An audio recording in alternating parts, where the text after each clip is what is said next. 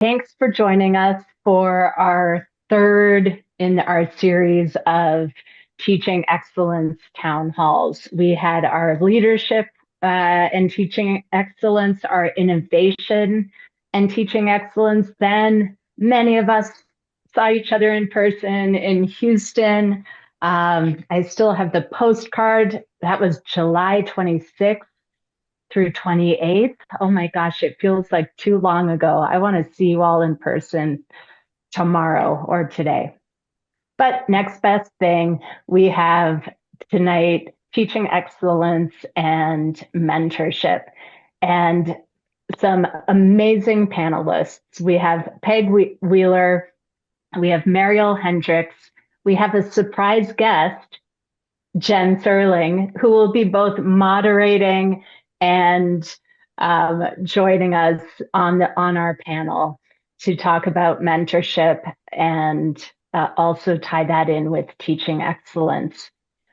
I have some bios that I can read on you all, but I think it might be nicer if we just heard, a little bit of an introduction from each of you, if you don't mind. Peg, do you want to get us started? Sure. I'm old, so I'm not sure how much you want to know. Vintage. Vintage. Thank you. Yeah, I like that word. My first job in a veterinary clinic was 1976, so I'll date myself. I've been credentialed for a very long time. I have my bachelor's in animal science, which was the old-fashioned way of getting to the credentialing process, and an associate's degree in veterinary technology, which I did later when I was looking at a program director's job. And then I have a master's of adult and higher education. And I'm certified as a career coach. I did the Get Motivated program and burnout prevention, and those things I've done to really help talk to students about these conversations that I think are super important for mentoring conversations and teaching excellence as well. I taught for the University of New Hampshire for 20 some years before going to York County Community College, where I built a vet tech program. And then I teach at the University of Maine still. I teach a couple of courses in their vet tech program, but my full-time job is with Rare Breed as a student recruitment liaison. I'm on a couple of NAVTA committees. I started the this is trivia. I started the New Hampshire Vet Tech Association in 1981, which is still up and running. Super excited about that. And I resurrected with a couple of students, actually resurrected the Maine Vet Tech Association, we just got nonprofit status. Super excited about that too. And I am currently their treasurer. I've served most positions and hoping to sort of transition away to do more work on the national level. I serve on a couple of advisory committees. I serve on the Penn Foster Advisory Committee. I'm on the White Mountain Community College Advisory Committee, the Tufts at Tech Advisory Committee. And then I do a couple other things. I'm a local elected official as well, but that's not really related. So that's me. Wonderful. Thank you so much for being on the panel tonight. Thanks Mariel. for having me. Hi, everyone. It's tough to follow up such a lovely introduction from Peg. Lovely to finally meet you. Again, my name is Mariel. I live in Indianapolis. I first graduated with my tech degree from Purdue back in 2009. I did go on to get my bachelor's in 2010. I spent the majority of my career in surgical assisting and anesthesia within soft tissue and orthopedic surgery in a small animal specialty clinic. I followed a particular surgeon around for almost a decade, so I would say that she would most likely be one of my first mentors and teachers, specifically in the surgery realm of veterinary medicine. And kind of when I was needing to transition to a different chapter in my career, I did head on into the training department for the company I was working for. So I was a technician trainer for 8 hospitals, and I loved that. I was termed the ABBA of the teen. There are three of us. Two of them claimed Metallica, and I was the ABBA. So I think we all kind of equaled each other out at the end of the day. During that time, I also went back to school and got my master's in veterinary education. And during that time frame, I became a research assistant for MentorVet, which was founded by Addie Reinhard back in 2020. Her programming first started with veterinarians and connecting young veterinarians into mentorship and kind of a mentee-mentor relationship. And that has since grown into 5 different programs involving both technicians and veterinarians. So after I graduated, I was offered a full-time position. So I now build curriculum for MentorVet. So we have an online platform for all of our educational content. And I also facilitate monthly technician conversations surrounding all of that curriculum. I also do some mentoring on the side for some of the MentorVet Tech participants. And on my free time, I have also served in some state and national vet tech organizations. And I am the project leader for the veterinary science project here in our county. I love giving back to our community as well through 4-H. I have 2 kiddos. They're at my feet, a bulldog and a dachshund mix, and they'll probably be making an appearance at some point, just poking their head just to say hello. But I have been in the teaching and mentoring realm for quite a few years. I am now teaching mentoring topics, so it's a great opportunity to share all that I've learned and just all of the knowledge that I've gained the last several years in this area. Wonderful. So amazing to have you both. Jen, I think everyone knows, I know they know you, they know Peg and Mariel, but would you like to say anything, add on to that as a moderator slash special surprise guest? Yeah. I both think the world of both of you guys, and I could not imagine 2 better people to be on this panel. I've worked with both of you in various entities, either through NAFTA or AVTE. Mariel and I did our master's program together, and then when she got involved with MentorVet Tech, I signed on board to volunteer as well. But yeah, you guys are amazing, and I'm so excited that we're going to be able to, kind of get knowledge from y'all today. Thanks. Fantastic. And I also wanted to say that my own background with mentorship goes back to 7th grade when I was a peer mentor. My school introduced that program, and it led me into peer education programs in my 20s. So love this topic, and it's more than a topic, really. But I have some prepared questions. I would love to do some, not rapid fire, but we'll keep, let's try and keep our answers fairly short so that our audience stays with us and we don't have anyone drop off during this hour. And then we'll also get some questions in the chat from everyone else. So the first question is a really general one. But what does, we're talking about teaching excellence and mentorship. What does that look like to you? And it's going to be different. So I'd love to hear Peg get us started. Sure. So from my perspective, teaching excellence involves mentorship. If we're not involving mentorship as part of the process, we're really missing a key part of this, especially in an industry that faces some significant challenges.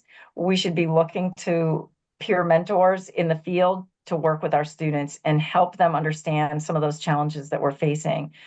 So for me, when I'm teaching, and I teach a couple of classes now, but certainly in program development, I think that's a really critical piece to build into your program, opportunities for students to connect to people who are in the field, who are great representatives of successful veterinary technicians who have built their careers purposefully, who are where they are because they have built that ladder to where they are intentionally and made moves when they've needed to. Yeah, I completely agree with Peg. I think teaching wholeheartedly involves mentoring, and there's several different ways you can do that, whether it be just through coaching students or having a very structured mentoring relationship. And let's not forget about our teachers as well. Teachers need mentors just as much as they are mentoring. So individuals can be both mentees and mentors at the same time, whether it be a student or an educator. That's a really great point, Mariel. And I don't want to drag it on, but when at Keep my going. No, you both are very concise. So please. at my position at York County Community College, when I was hired there, that was part of the process. And I was assigned a peer mentor who was across the hall from my office. And it was one of the best experiences I've ever had. She wasn't in the field, she was in a different field, but she was a program manager. They didn't call it the same thing we call it in veterinary technology. But I think I would have been lost without that person. It was the first time I was a program director. There was a lot of administrative pieces to that. There were union relationships. There were all kinds of other things happening that were foreign to me. And without her as a mentor, I think it would have been much more frightening than it was. And to this day, I think, as most of us would agree, as when you have a great mentor, they remain great friends, and she still is to this day. Mm-hmm. Yes, absolutely. And I think since there is no book out there to tell us how to teach appropriately or how to mentor appropriately, having that individual that we can turn to for questions, and maybe if we're mentoring a student and not quite sure how to help them move forward with the issue that they are working with, always having that individual that you can then turn to bounce off advice from, I think would be incredibly beneficial. I think too, one of the good things that mentors can provide is also pushing you to kind of move beyond your comfort zone. I know that my mentor encouraged me to do AVTE, to write textbooks, to be to be a program director, to, really kind of push my boundaries to where I was like, oh, wow, I really actually, maybe I could do this. And I think having someone to kind of push you like that, I think makes all the difference in the world. But I also think having a good mentor, again, particularly like Peg mentioned, is things can be a little wonky in this field. I think that can make all the difference in the world between you staying versus you leaving the profession. Absolutely. And so I think I agree with Mariel that don't forget about instructors. They make great mentors for students. And oftentimes those can be relationships that extend beyond graduation day.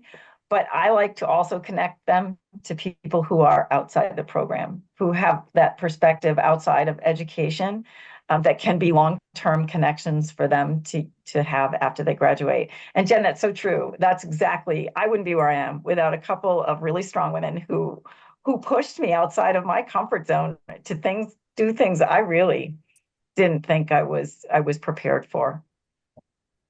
Yeah, especially when you think about mentorship and support in general.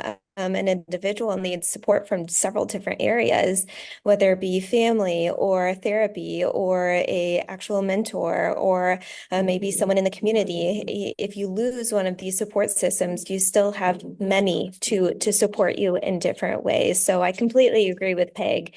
Having support in many different areas, I think, is vital in any kind of mentoring relationship. What kind of drove you guys into mentorship? Was it having someone that was that role for you, or what, maybe talk a little bit about that?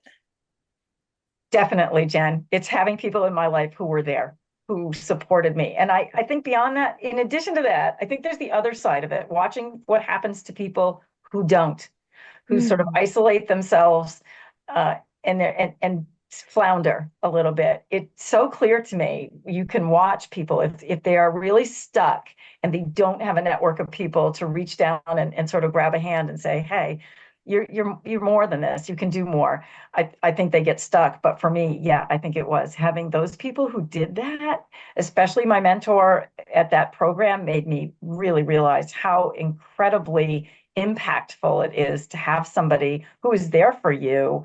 And like Mariel said, it's not just about veterinary technology. It's about how am I working with my work-life balance? And I know MentorVet does a great job addressing some of those things. Get Motivated does too. But having somebody who's kind of keeping an eye on you and is aware of where you're at. Yeah, I think having spoken to a lot of new veterinary technicians that have just graduated, unfortunately, many of them get thrown to the wolves out in practice. And that I was one of those myself 15 years ago. I think that was very, very common. And still hearing that that is a thing is a big reason why I went into mentorship, because I knew what they were feeling and it's not great.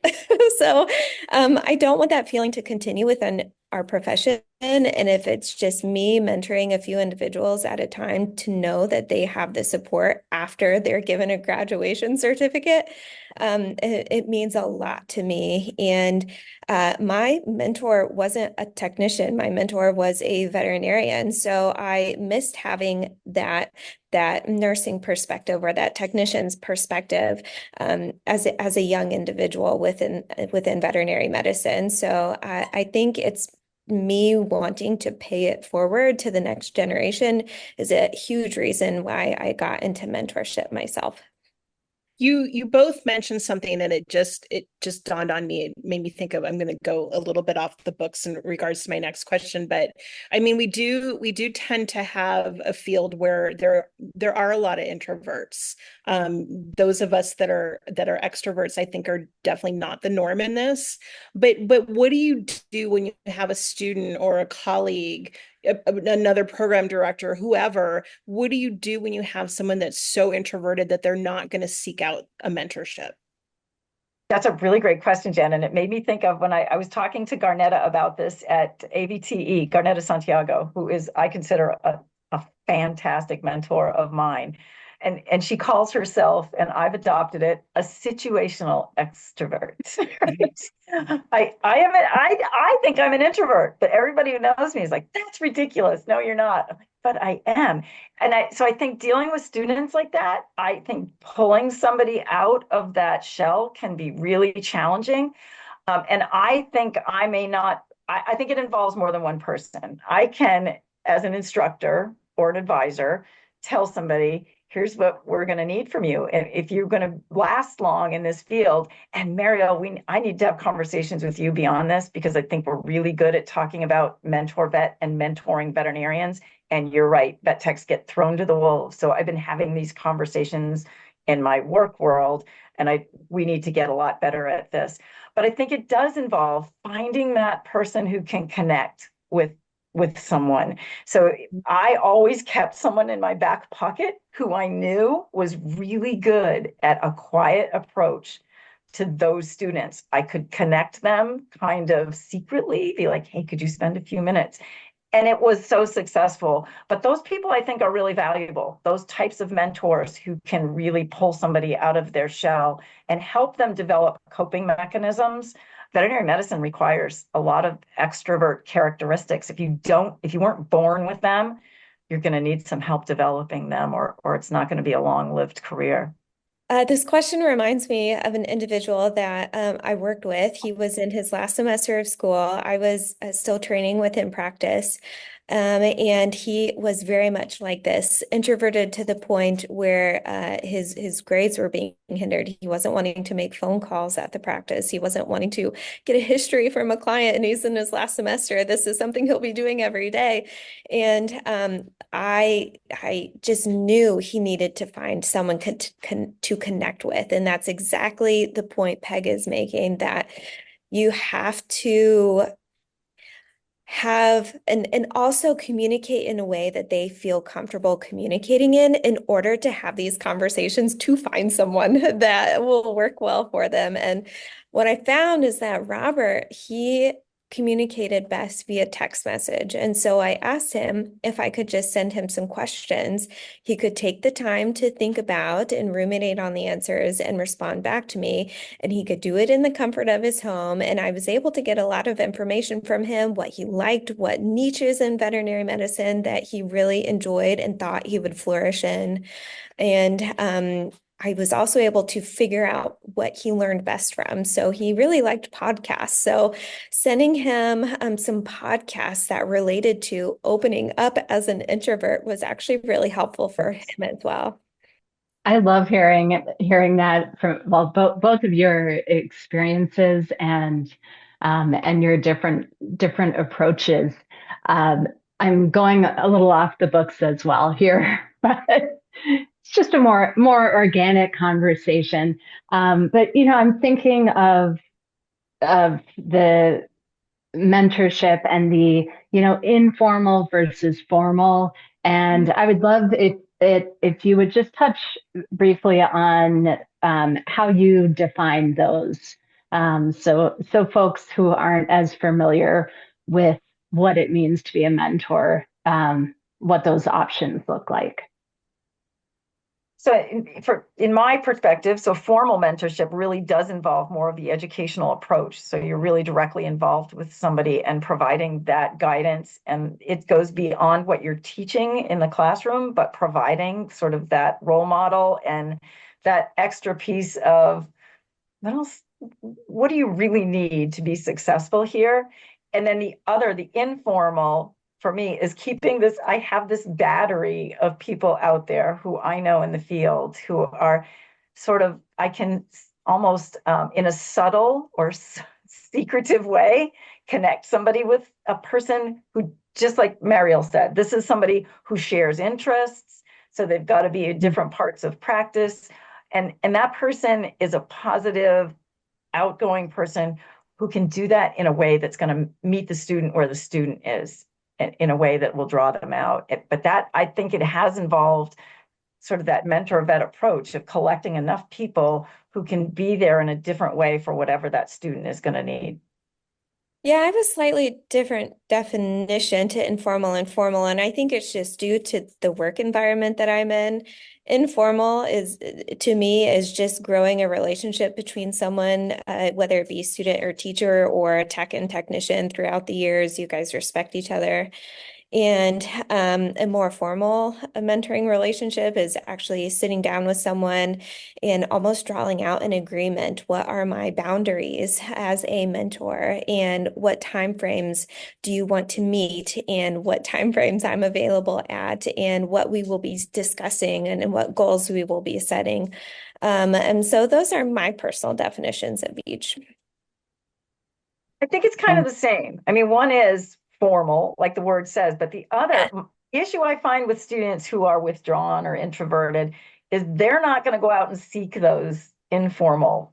So we have to prepare ways to sort of push them or pull them in a direction that's going to connect them with somebody, and then they can do that informal piece of developing that relationship. And in my experience, it may involve trying more than one situation. Right? Yes, I completely agree, Peg. I have to say, I have informal mentors in different aspects of my life. So I have a goat mentor who is a former colleague and a former instructor. Tammy Schneider, I don't know if she's on today, but I can't thank her enough, because she has that large animal or small ruminant experience that I didn't have when we first got our goats and sheep.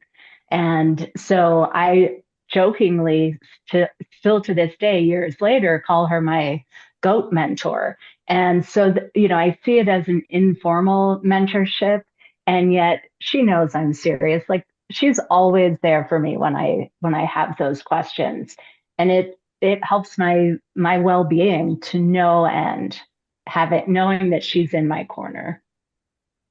I think it all. Go ahead, Jen. Oh, that I love the fact that we're all kind of emphasizing that there's no like one box that any mentor has to fit in. Like, you can have multiple mentors for different things, and they don't even necessarily need to be in veterinary medicine. Like, you could just, have someone that's just a great leader, in business or whatever, and they could be in. And so I just love the kind of not one size fits all kind of description of mentorship. That's a great point, Jen, because I also think just great women leaders, great examples of women leaders are super important to me. But also, Rebecca, I have those in my life. Like when we started working with draft horses, I had just this amazing woman who is no longer with us, but I will take her to my grave with me because she did so much for me in that aspect of my life. I've had veterinarians who we've worked with for repro, and we did equine repro, who were just great mentors for ethical approaches to those things. It's just can impact so many. I think when you realize the value of a mentor, if you have a good one, you're always looking for them. Then who can I sort of latch on to who can help me make this happen? Yeah, absolutely. I had someone in my training team that could easily talk her way out of any conflict, work her way out of a frustrated owner working through a tough estimate. She had her way with words. And I remember I was her training partner, yet I would stand outside of the door when she was working through these tough situations because I was so much in awe of her ability to, with her way with words. So I look to her very much as a mentor in that capacity, the soft skills that my analytical brain, my black and white spreadsheet brain has a tough time going through. So I think you find your mentors in the most surprising ways. I love that. That could be that tagline for just okay. It's back in Sorry, I progress. aim to Great. keep this flowing well, but every once in a while it's fun to throw off Rebecca, even if it was an accident. Return you to your regularly broadcast panel. Oh, I love the unexpected. And that's something that I can float with. Thanks, Todd. So I'm curious from your expertise, lovely panelists, what, in terms of AVTE as an organization and thinking about how mentorship can help our current veterinary technicians, assistants, veterinarians, our students. What do you think, what do you think we need to do? What are some action items that you can give us? Yeah, I'll just say that the work that MentorVet is doing is so critical. We're trying to reinvent that wheel in different places, but I think MentorVet is the leader in this place. I think vet techs are floundering. I think it is unfair to send them out there without a structure to support them. Veterinary technology programs are doing a great job preparing students, but then you dump them out there and expect them to be successful is just not fair. So building structures, whether it's through MentorVet or other purposeful, intentional support systems, if we don't do that, I think we're going to have trouble addressing the turnover rates we're seeing.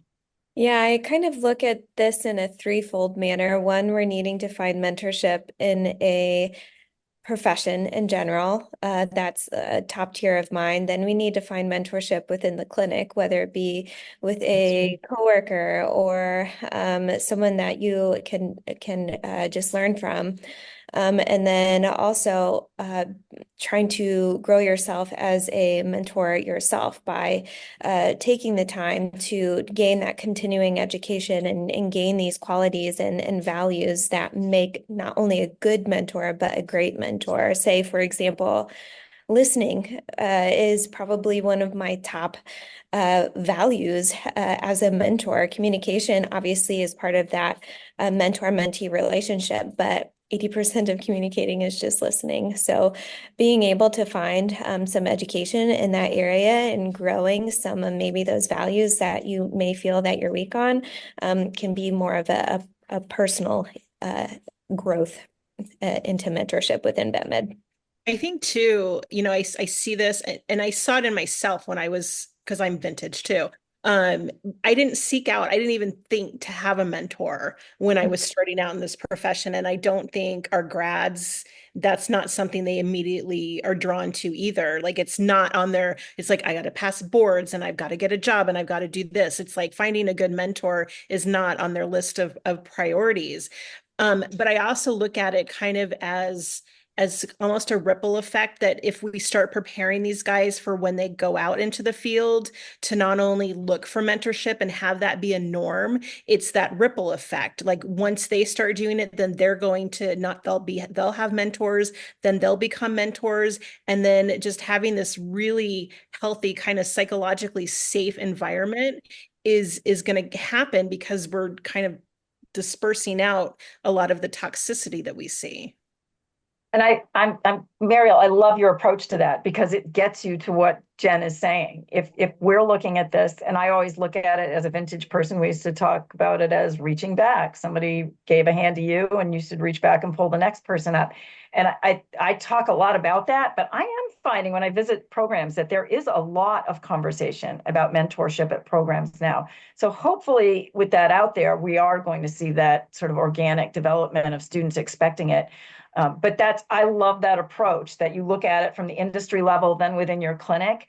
When I look back at the first job I had in a veterinary clinic, I was fortunate. I worked with a veterinarian who, like you said, Mariel, it's not ideal because it was a veterinarian, not a nurse, a person, but this is the best mentor for support and growth and everything, continuing education. I wouldn't be where I am without that very first person that I worked with.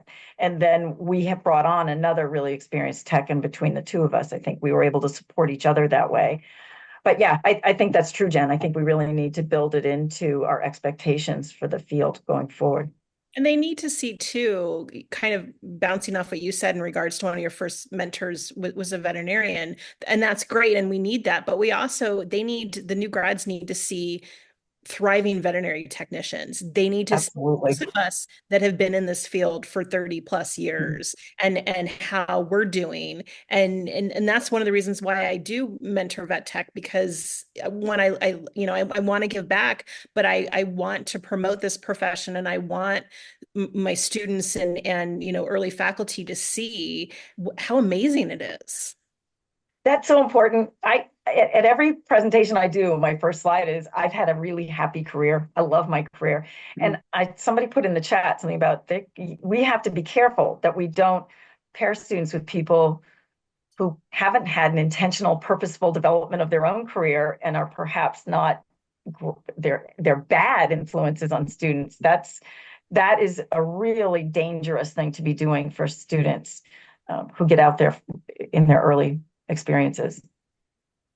Yeah, that makes me think of the kind of impromptu survey I did at this last AVTE conference. Is I had a room full of program directors, maybe 40, and I kind of just asked offhand, how many of you have mentorship programs within your school?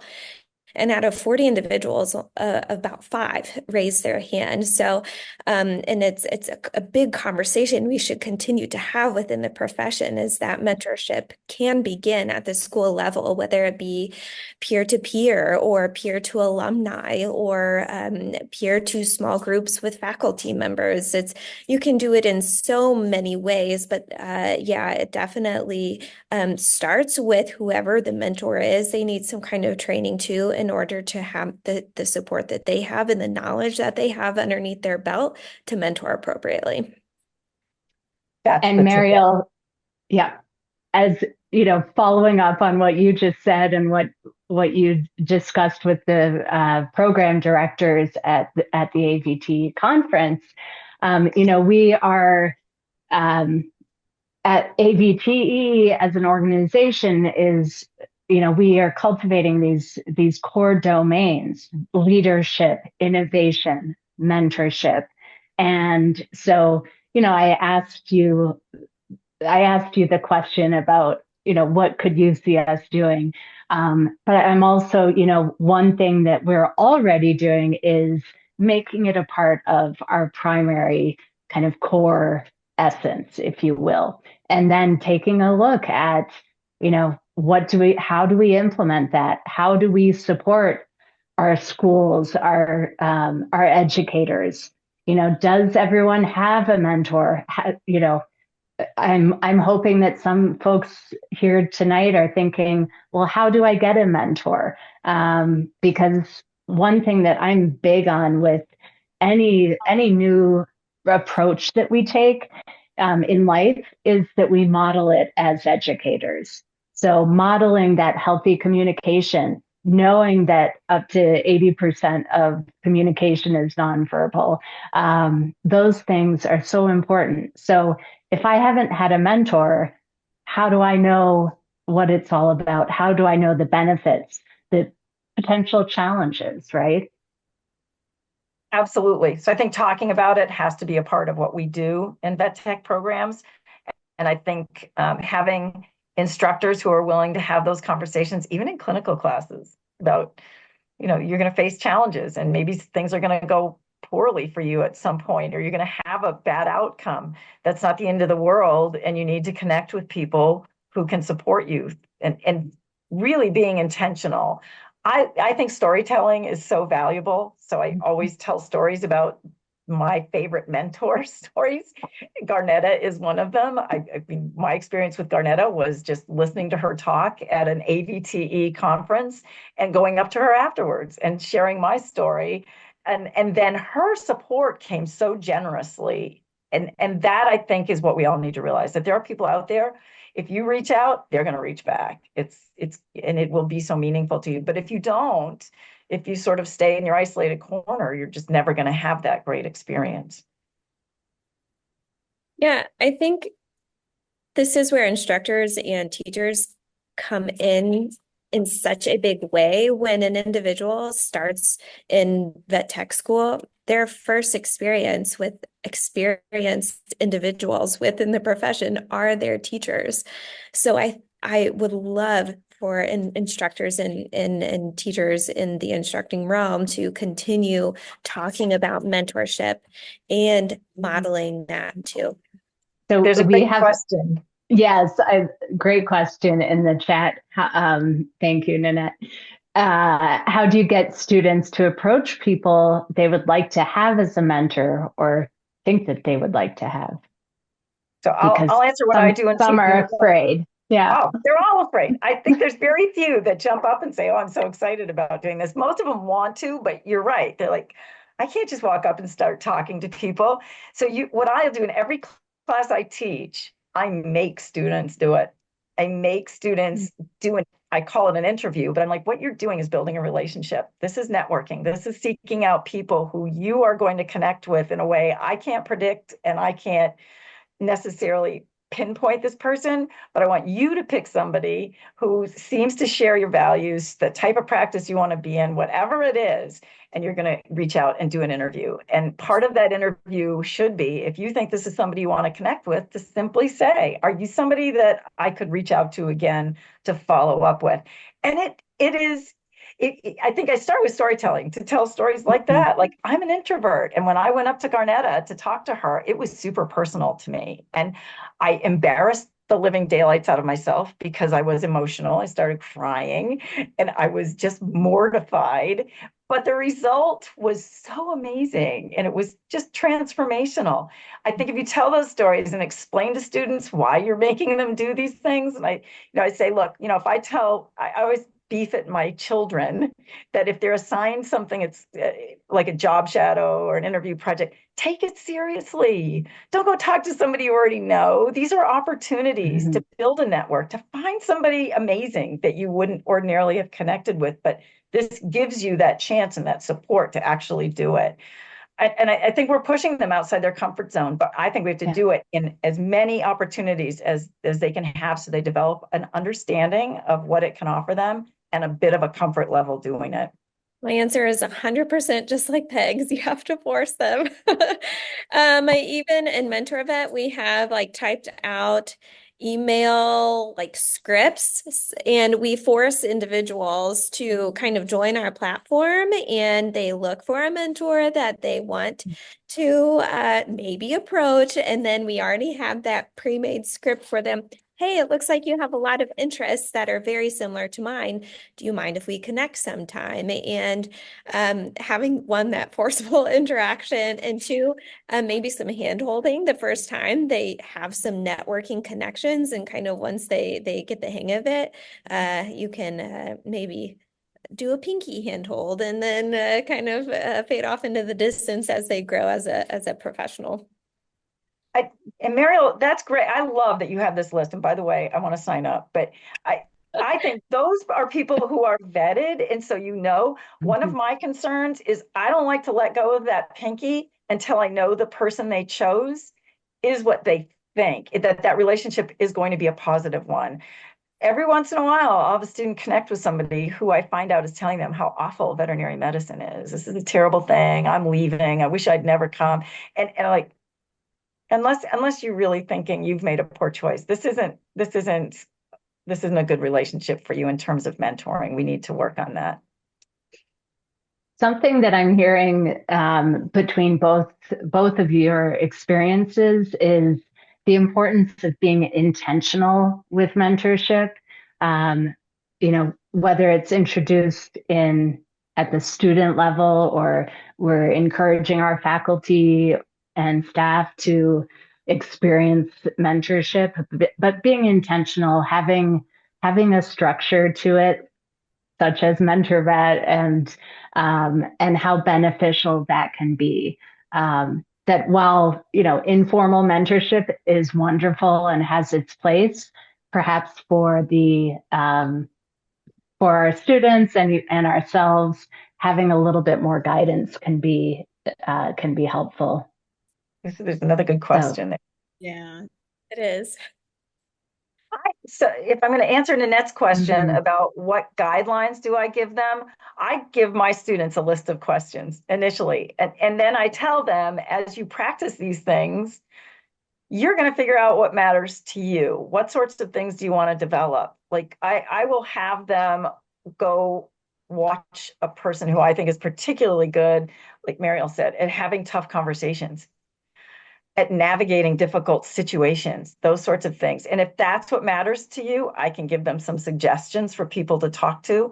And they'll sort of, I think, then develop their own area. I have, as you said, Rebecca, I have my personal mentors for things non-career related, but I also have a mentor for writing in vet med who I never would have gotten into writing as much without her support. And so anytime I have a question about that publication or writing, I'll reach out to her. I think students sort of figure that out too. My area of passion is emergency medicine, and it's sort of outside my scope. And I just love it when they come back to me and they're like, "Oh, Peg, I found this person." Yay, that's great, because that's somebody I didn't know. I think initially, they have to be really scripted. Like you said, Mariel, you provide them with a list of questions, so do I. And then I'll let them add their own, but I review them before they go out and ask them. Yeah, and to dive a little bit deeper into the questions, what guidelines do you give them to find a person? I think that deeply has to do with the professional values that they are wanting to emulate in the future. Find someone that holds the same professional and personal values that they connect with, and having those values in place and looking for a mentor that holds those same values, I think is a way for them to kind of go out and find a mentor. One, because they hold the same values, and two, they're maybe in a spot within their profession that they hope to be in someday, and just kind of following their path, not necessarily step by step or ladder rung per ladder rung, but at least they have the experiences underneath their belt and the same professional values in place for them to get into a similar spot. Love that. So there's a comment or question in the chat about, does anyone have their returning students mentor the incoming students? If so, what were the results? For Tammy Kramer, she tried it 3 years ago and it flopped. No one wanted to talk to anyone outside of their clique. I have never done that. I've seen it happen organically, but for me, vet tech programs are so short that I don't know that I necessarily have found that that's the most effective way to use that mentorship effort. I think I want them spending what little time they have. Vet tech programs are pretty consuming. I find most vet tech students are also working or they're busy people. we are outrageously busy people. So whatever time they do have, I really want them to connect with people in the field. So I think that's a great idea, Tammy, if you have some students who have life experience beyond just the program, who you think are going to make great mentors. But I think it's tough in a condensed program like we work in. Yeah, buy-in by the student body is by far one of the biggest conversations I have with program directors when they're wanting to start mentorship programs within their educational institutions. And that is a really tough question to answer because every student body is different and every instructor group is different as well. And starting with buy-in, having conversations with the students, maybe having it volunteer based, having the students that actually want to mentor someone. And then also, I've found that buy-in sometimes is hard when it's face to face, especially with this incoming generation. And then if adding technology kind of puts that space to make them feel a little bit more comfortable to talk freely. I find that Zoom meetings, especially when you put in breakout rooms where they have to talk to people that they may not necessarily know or is in their clique, has been really beneficial in the past as well, at least from my experience.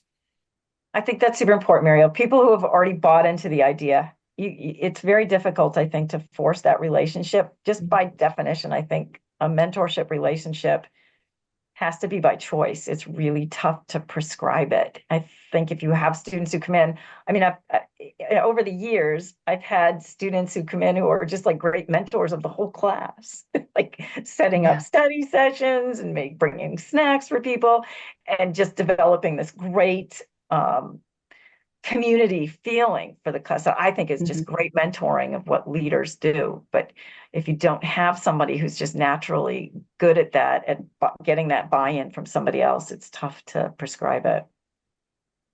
I think what you're both sharing is some of what's been going on in the chat, and how some students or the student group takes on some of those roles, either intentionally or just naturally through their leadership.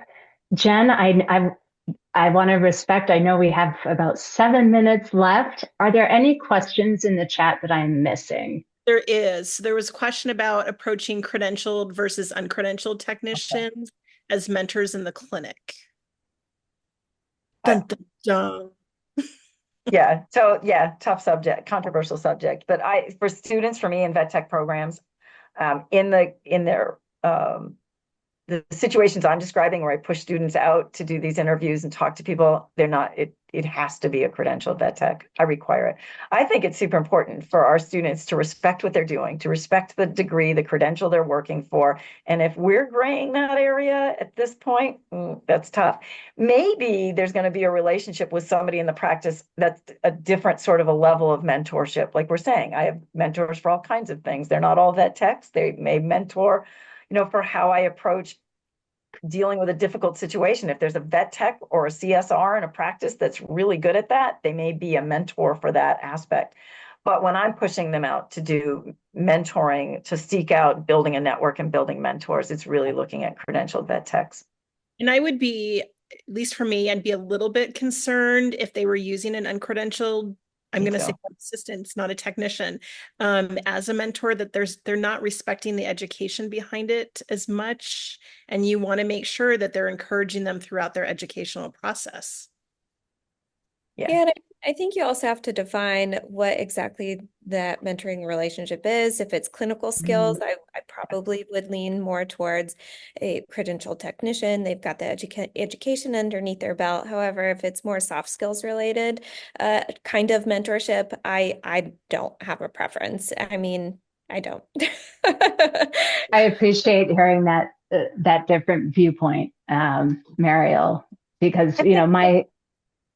I think they're two different things. I totally agree. But I think for what I'm initially doing is I want them to see veterinary technicians, credentialed veterinary technicians in the field who have meaningful careers and to find a mentor for that. That said, there's all kinds of other really valuable mentoring relationships that, yeah. Mhm. I mean, one of the things that comes to mind is what we can do as educators is experience it ourselves, right? And also educate our students on what it is, what it looks like, just like you've both talked about. So, part of me has this kind of panic of let's get mentorship programs into every vet tech program in the United States and Canada. And, then it's like, well, take a deep breath, step back, um, and let's take it piece by piece. As we wrap up, and I'm curious, what last maybe tips do you have? And I'm also keeping an eye on the chat as well. A tip I have. Oh Yeah, yeah, I yeah. love these. I a tip I have that I like teaching mentors and instructors is a term called motivational interviewing. We are not telling them what to do, we're helping them figure out their path themselves. And so that's asking a lot of who, what, when, where, and why questions in order for them to figure out their path themselves. And I've found that, I mean, internally, they most likely listen to themselves the most. So if they're the one figuring it out and putting that path forward, that would be my biggest tip is motivational interviewing if you wanted to research that more. Fantastic. I'm writing that one down. Thank you. Peg or Jen? Sorry, I was responding to. Me too. Me too. There's some really great comments in the chat. And I think this is such an important conversation. I think if we're going to keep people in the field, and we need to, we really need to take this seriously. And we can't put it all on vet tech programs. I think vet tech programs are a great way to encourage students to take it seriously and start early building these relationships. But I work on the other end too. I think in the industry, we have to get better at supporting veterinary practices, practice management, and helping to develop these relationships too. I am not great at multitasking. Or to put a positive spin on it, I'm really good at not multitasking. So what I am seeing from the chat is that there are quite a few of you who are super interested in finding mentors, and what an amazing, beautiful thing to come out of this town hall tonight. So, Todd, if I could, I think whatever we can do at AVTE, we'll save the chat, but I think we'll start helping out with that. And also, I wanted to say, yes, Jen put in the chat, if anyone wants to be a mentor, please email us. We can help connect you and be part of the solution. Also, I just wanted to say the fellows program that is recently developed is so exciting because one of its focuses is on mentorship. So that can be an amazing resource for you all as well. But that's the first step Todd has put down there. Please help at avte.net. Feel free to email that, and we will help get you connected. And I want to plug. Peg, can I plug the comment in there about what a wonderful opportunity AVT is for this? It is just the place to go if you want to find a great mentor. I love that. I second that.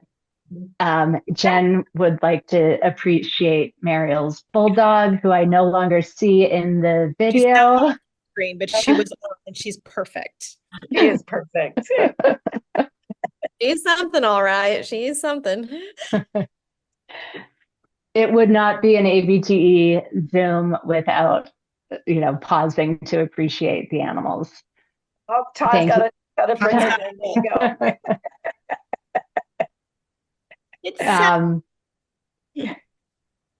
So in our last maybe 60 seconds, is there anything that we haven't addressed in the chat, or that's, any burning desires from you all? And this conversation is just getting started. I All think right. Well, I we just covered it want to, all. fantastic. I want to say a huge thank you to our panelists, Peg, Mariel, Jen, thank you for co-moderating. Todd, thank you for getting us all organized. And most of all, thank you to everyone for attending and being a part of this community. Is just, it's phenomenal. It really is. It sure is. Thank you. Wonderful. So Have a thank great night, you. everybody.